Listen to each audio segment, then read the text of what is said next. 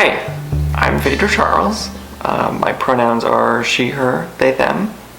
I am a spiritually inclined and curious person. I'm interested in a variety of esoteric, occult, spiritual practices. And I'm hoping with this series to use some of that interest to take a look at the Book of Mormon, which is the central text of the LDS faith, and the I Ching, and using that as it's a Chinese system of divination, and using that as a lens to look at and understand this text, the Book of Mormon, in a different light.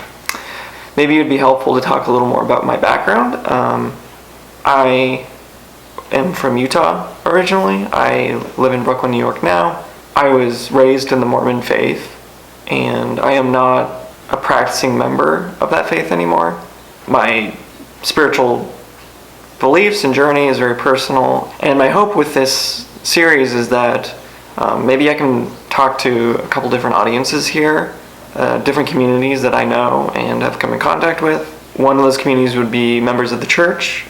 I want you to know that this series is not intended to debunk or prove in any which way that this text is false, that these stories are made up, that Joseph Smith was a liar. That's not what I'm trying to do here. Ex-members of the church, or atheists, or people that are spiritually inclined, or maybe you're just curious about this text, I'm not here to proselytize, to try to convince you that this text is true, or that Joseph Smith was a prophet. I'm purely looking at this text through the lens of, this is a narrative about people in places, in time, doing things, making decisions, holding beliefs, affecting change, creating conflict, creating resolutions.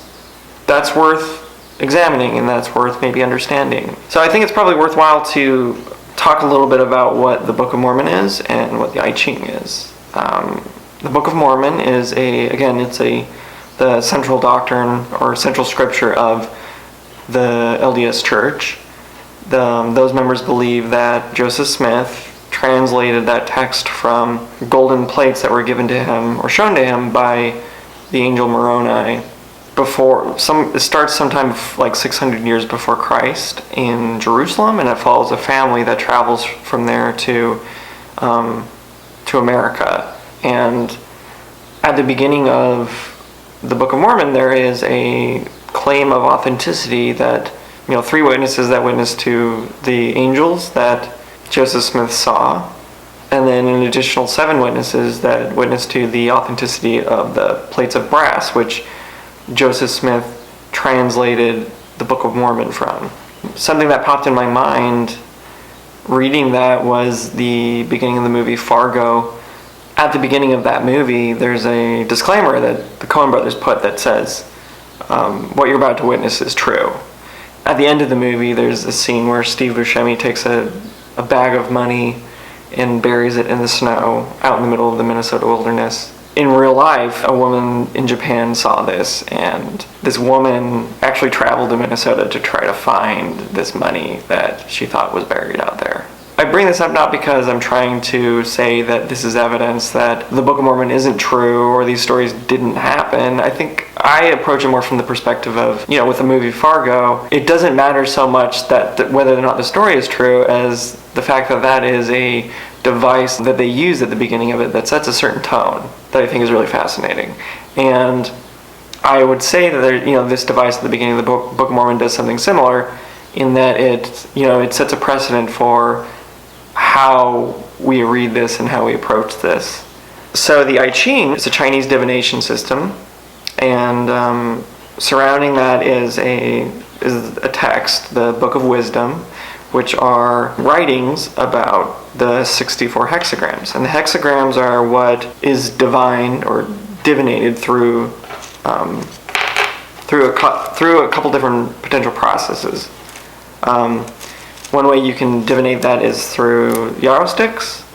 This is maybe the more traditional method. You can also use coins.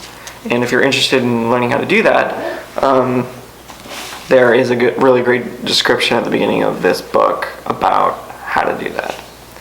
I'm not going to go too much into that other than to say that using this process, you arrive at 6 lines that are unbroken or broken. And this book cover has a hexagram on the front of it. So, there's 3 lines up here, broken, unbroken, unbroken.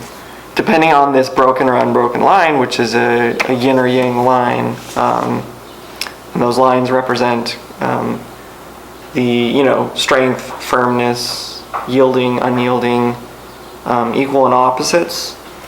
And through these different combinations, there are 64 possible hexagrams. And so the Book of Wisdom is, again, poems or thoughts around each of these hexagrams and what they mean. So what I'm going to do is, I'm going to be reading through the Book of Mormon.